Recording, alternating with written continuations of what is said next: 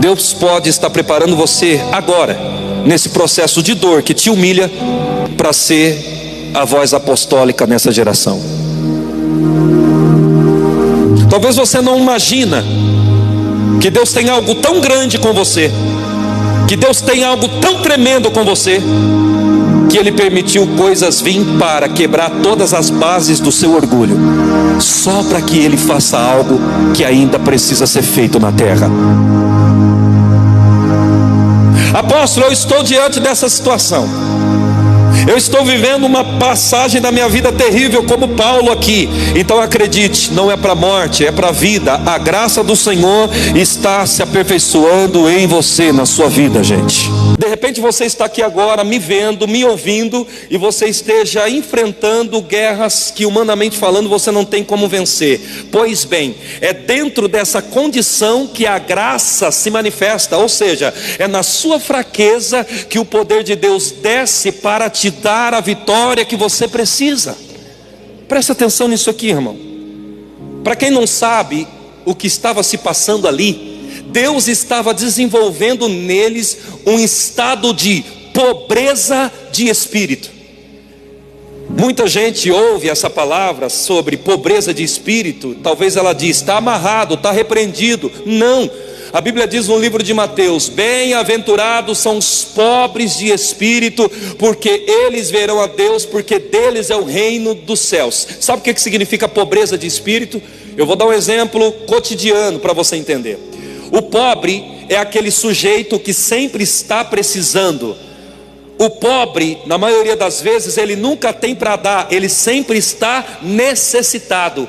E quando a Bíblia fala sobre pobreza de espírito, ela está falando de alguém que tem consciência que ele precisa de Deus. Pobreza de espírito está tratando de alguém que tem em si o pensamento que ele precisa de Deus para tudo. Então o que é que Deus estava fazendo aqui? Gerando esse estado, deixando Gideão, juntamente com os 300, com essa consciência de pobreza de espírito. Ou seja, eles foram para a guerra consciente que Deus era o único que podia fazê-los vencer. Amado, tem horas que Deus ele deixa a pitanga apertar, tem horas que Deus deixa as coisas ir quase a pique, tem horas que Deus deixa você até mesmo no fio da navalha, só para que você dentro de si entenda: se Ele não fizer, não tem quem faça. É aí que a graça se manifesta, querido.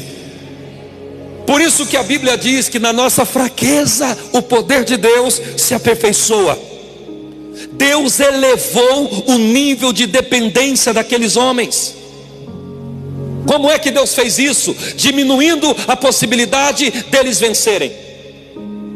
Muitas vezes, quando você começa a olhar ao seu redor e você começa a perceber, querido, que as chances de algo dar certo estão diminuindo, não fique preocupado. É Deus te levando para esse precipício, para lhe mostrar o poder que Ele tem de mudar as coisas que você não pode mudar. Diga: Senhor, vem com a tua graça. Lembra do que eu acabei lhe dizendo aqui? As coisas que Deus fez através de mim, as mais extraordinárias, foram em dias aonde eu estava em plena mal condição, ou seja, num estado ruim. E foi ali nessa minha fraqueza que o poder de Deus veio e operou. O que é que Deus está falando hoje para você? Que a fraqueza que de repente você sente é o buraco que Deus encontra para manifestar a graça dele na sua vida. É assim que Deus trabalha, é assim que Ele opera. Na nossa vulnerabilidade, ou seja, na nossa fragilidade, naquilo que a gente de repente pensa: nossa, não consigo vencer. É exatamente esse o motivo que leva a Deus a te fazer vencer. Eu não estou dizendo de você andar cabisbaixo, eu não estou falando de você pensar que não é capaz, eu estou falando de você ter em si a consciência que quando você diz: ah, meu Deus, só o Senhor, porque é tão grande o que eu estou enfrentando, é exatamente nessa condição que Deus vem e te levanta. Na nossa fraqueza, a graça de Deus se aperfeiçoa. Quando Deus quer mudar a sua vida, quando Deus quer fazer algo maior, Ele vai elevar o seu nível de dependência dEle. Você vai entrar em situações que vão te deixar tão maluco ao ponto de você começar a gritar: eu dependo do Senhor, se o Senhor não fizer, já era. É exatamente nessa hora que Deus faz alguma coisa maior por nós, irmãos. Eu sei que muitos de vocês podem estar passando uma situação semelhante a essa. Ou seja, você é diante de um bocado de situações. E quando isso está acontecendo, você se sente o menor entre os seres. É esse sentir menor que dá espaço para Deus fazer o que Ele quer. Então, meu irmão, é esse pensamento que é a janela que Deus quer para fazer o que precisa ser feito. É exatamente dentro dessa condição mental que Deus olha e diz: agora ele entendeu e agora eu posso descer e ajudá-lo. É exatamente nessa nossa fraqueza que o poder de Deus vem e opera. Então entenda, você pode estar no seu pior momento, diante de vários adversários, e você se sentindo sozinho diante de todos. Compreenda uma coisa: é nessa condição, é nessa plataforma que uma graça maior se revela. Ou seja, que Deus manda anjo, que Deus manda provisão, que Deus manda socorro, que Deus abre porta, que Deus derrama fogo, que Deus opera com milagre, que Deus levanta o caído, que Deus ressuscita o sonho. É nesse cenário que a graça vem arrumando tudo que precisa ser arrumado. É nesse cenário. É nesse cenário. É nesse cenário. Em muitos momentos que Deus quiser fazer algo grande, será natural você passar por alguns dias de abatimento, para que Deus te eleve na consciência do quanto você precisa dele. Quando Deus estiver para te introduzir numa temporada maior que ainda você não viveu, será normal Ele permitir uma temporada onde a humildade vai crescer dentro de você. E como é que Deus faz isso? Muitas vezes permitindo perseguições, muitas vezes permitindo algumas coisas darem errado, muitas vezes permitindo algumas pessoas até perderem. Para quê? Para que a humildade, a consciência que ela precisa de Deus cresça, e logo depois o tempo bom de Deus vem sobre a tua vida. Então eu quero crer com você da seguinte maneira: que se você passou nessa semana, se você vier a passar nesses dias alguma situação de humilhação, é Deus abatendo você por dentro, para que a graça tenha espaço de operar na sua vida, e um nível maior de resultados virá sobre você. Sabe o que é que Deus está tentando gerar em você? Na sua fragilidade, Deus está evoluindo você. Ele está preparando você de uma maneira que vai permitir Ele colocar todas as belezas dentro de você: o recurso, a prosperidade, os dons, os talentos, a graça, a unção, o poder, a virtude. Por quê? Porque é nesse cenário preparado por humilhação que Deus vem e provoca a exaltação. É assim que Deus trabalha. Apóstolo, eu estou humilhado, ou eu passei por uma certa humilhação. Eu vou te chamar hoje de Paulo. Deus está preparando você para fluir de maneira excelente.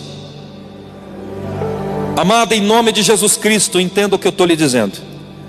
Deus pode estar preparando você agora, nesse processo de dor que te humilha, para ser a voz apostólica nessa geração.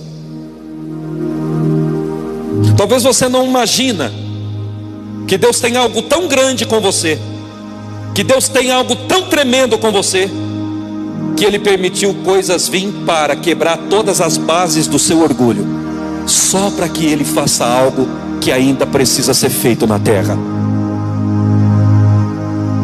Apóstolo, eu estou diante dessa situação. Eu estou vivendo uma passagem da minha vida terrível como Paulo aqui. Então acredite, não é para a morte, é para a vida. A graça do Senhor está se aperfeiçoando em você, na sua vida, gente.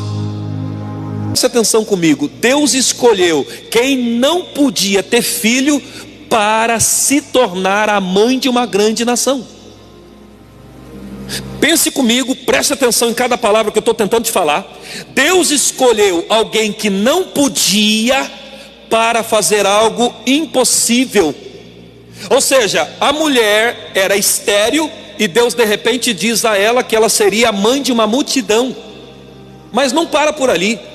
Eu não sei se você viu que todas as pessoas que Deus escolheu na Bíblia para fazer algo, essas pessoas tinham fraquezas, e por causa dessas fraquezas, Deus a escolheu.